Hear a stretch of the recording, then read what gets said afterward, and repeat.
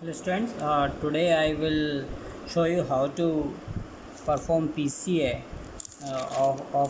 of any given data set. Okay, so first of all we will import our data using pandas. Okay, so here I am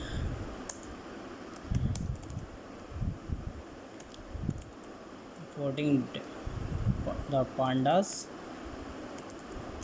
as PD. Okay.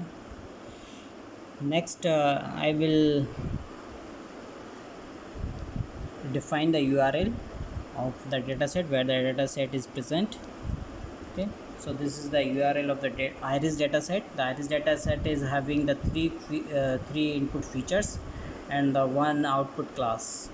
Okay, so total four input features and the one output class, so total 5 columns are there in this dataset. Okay, so we will read the dataset using read underscore CSV function, pd dot read underscore CSV. Okay, in which we have to pass the URL and the names of the columns which we and names of the column. Okay, which we want in our data set. Okay, so here I am defining the features by its name, the sepal length, sepal width, petal length, and the petal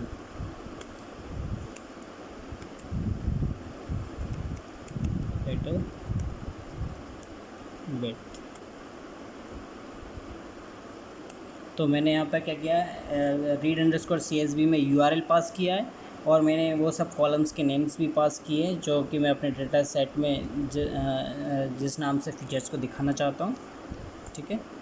okay, so df नाम से मैंने एक variable बनाया है, उसके अंदर मैंने अपने डेटा सेट को मैं यहाँ पे लोड कर लूँगा. ठीक है, और इसको रन करता हूँ. तो एक मिनट, मैं तो यहाँ सॉरी एक मिस्टेक हो गया. मैंने यहाँ पे सिर्फ 4 फीचर्स तो दे दिए हैं इनपुट में, पर मैंने एक और जो नाम है वो टारगेट, जो कि आउटपुट क्लासेस बताएगा, वो भी है इस डेटा सेट में, तो वो भी मेरे को दिखाना है. ओके, नो, सो अब आप यहाँ देख सकते हैं 4 फीचर्स हैं जिनके नाम है sepal length, sepal width, petal length, petal width. ये मैंने ही यहाँ पर डिफ़ाइन किए हैं, ऊपर के जो आपको कॉलम्स के नेम्स दिख रहे हैं, और टारगेट. ओके, तो यहाँ पे मैंने अब डेटा सेट तो लोड कर लिया है. नेक्स्ट अब मुझे क्या करना है, मुझे पहले स्टैंडर्डाइजेशन करना होगा, मतलब मेरे को नॉर्मलाइज़ करना होगा अपने डेटा सेट को. तो नॉर्मलाइजेशन करने के लिए मैं यहाँ पे sklearn प्री प्रोसेसिंग पैकेज का यूज़ करूँगा. यहाँ पे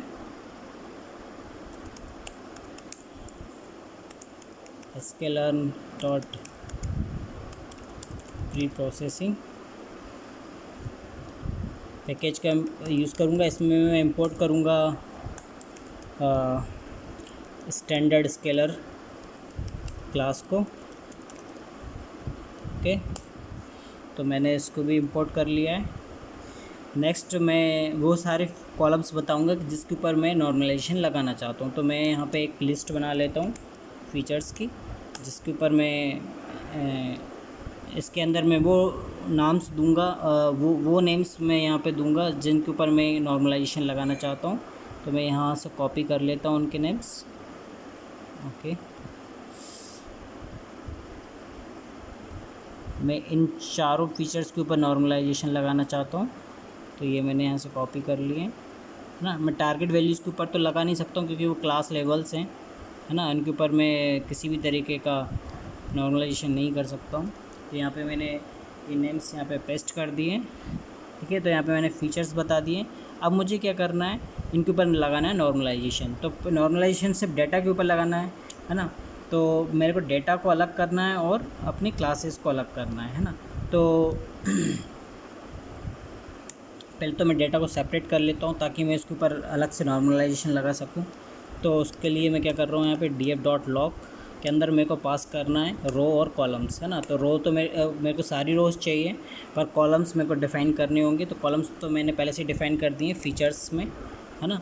तो और मेरे को इनकी क्या चाहिए, वैल्यूज़। तो डॉट वैल्यूज़, तो ये एक्स के अंदर मेरे पास पूरा डेटा आ जाएगा। और वाई के अंदर मैं सिर्फ टारगेट वैल्यूज़ ले लूँगा। तो df.log, इसके अंदर भी मेरे को सारी रोज़ चाहिए और मेरे को चाहिए क्या, सिर्फ टारगेट वैल्यूज़ चाहिए,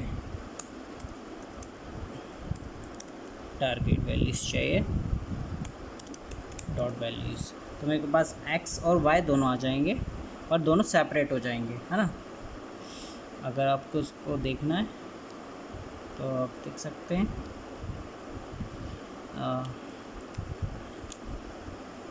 ये आपका एक्स हो गया है ना, और ये आपका वाई हो गया है ना, इसमें क्लासेस नेम्स, ठीक है। अब मुझे इनके ऊपर क्या करना है, मुझे इनके ऊपर लगाना है नॉर्मलाइजेशन लगाना है डेटा के ऊपर, डेटा मतलब एक्स के ऊपर। तो मैं स्टैंडर्ड स्केलर का ही यूज़ करूँगा, ठीक है ना। तो standard scaler dot fit underscore transform function का यूज़ करूँगा मैं यहाँ पे, ठीक है।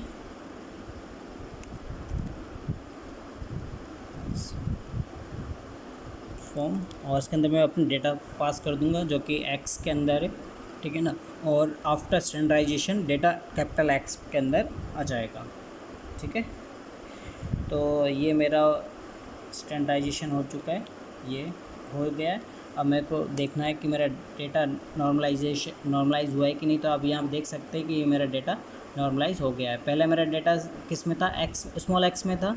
तो स्मॉल एक्स में अगर अपन डेटा देखते हैं तो यहाँ पे देख सकते हैं कि ये नॉर्मलाइज नहीं है, और कैपिटल एक्स में जो है आपका डेटा नॉर्मलाइज हो चुका है। तो ये देख लीजिए आपका डेटा नॉर्मलाइज हो चुका है। अब नेक्स्ट मेरे को क्या करना है, अब मुझे इसके ऊपर लगाना है पीसीए के लिए मेरे को फिर से अगेन मैं क्या करूँगा, sklearn का यूज़, sklearn पैकेज का ही यूज़ करूँगा मैं। इसमें मैं sklearn डॉट डिकम्पोजिशन पैकेज का यूज़ करूँगा मैं, जिसके अंदर आपका पीसीए प्रेजेंट है, पोजीशन, है ना। तो इसमें से मैं इंपोर्ट करूँगा पीसीए, ओके। अब क्या करूँगा, मैं इसका एक ऑब्जेक्ट क्रिएट करूँगा, ठीक है, पीसीए का। और मैं साथ में ये भी डिफ़ाइन करूँगा कि इसके अंदर मेरे को कितने कंपोनेंट्स चाहिए, है ना। तो यहाँ पे सिर्फ मैं नंबर ऑफ़ कंपोनेंट्स कितने ले रहा हूँ, 2 ले रहा हूँ, ओके। तो यहाँ पे ऑब्जेक्ट क्रिएट कर दिया है। अब ये ऑब्जेक्ट जो है फिट अंडरस्कोर ट्रांसफॉर्म फंक्शन को कॉल करेगा पीसीए परफॉर्म करने के लिए। तो PCA dot fit underscore transform, इसके अंदर मेरे को अपना डेटा पास करना है जो कि मेरा कैपिटल एक्स में आ गया है, क्योंकि एक्स में मेरा जो नॉर्मलाइज डेटा है उसी को ही मैं यहाँ पे पास करूँगा, ठीक है ना। तो और इसके अंदर मैं एक नए वेरिएबल के अंदर मैं स्टोर करा लेता हूँ, ठीक है ना, प्रिंसिपल कंपोनेंट्स, ओके। तो ये आपका जो है प्रिंसिपल कंपोनेंट्स वेरिएबल नाम में जो है आपका प्रिंसिपल कंपोनेंट्स आ चुके हैं, ठीक है ना। अब आप इसको विजुलाइज कर सकते हैं। मैं यहाँ पे अभी इसको विजुलाइज आपको करवाता हूँ। प्रिंसिपल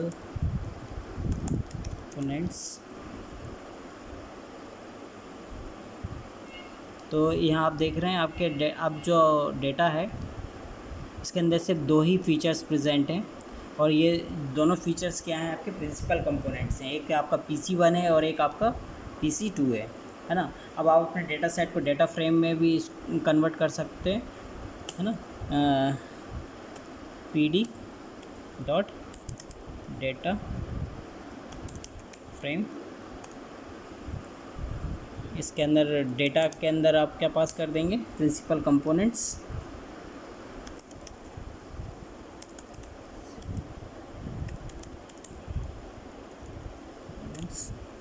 और कॉलम्स के नाम आप क्या देंगे यहाँ पे, मैं यहाँ पे नाम दे रहा हूँ उनका PC1, क्योंकि मेरा पहला जो फीचर है इसमें वो क्या है, प्रिंसिपल कंपोनेंट 1 है, तो मैंने PC1 नाम दिया। दूसरे फीचर को मैंने यहाँ पे नाम दिया है PC2।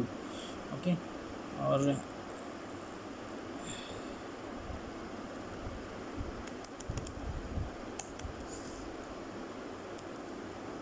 DF। ओके,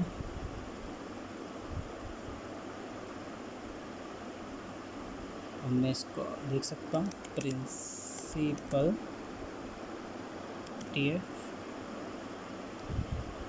तो ये आपका जो है डेटा फ्रेम में आपका डेटा आ गया है ना। यहाँ पे आपको 2 कॉलम्स दिख रहे हैं, PC1 एंड PC2, और उसकी वैल्यूज़ दिख रही हैं। तो this is how you can do the PCA of your data.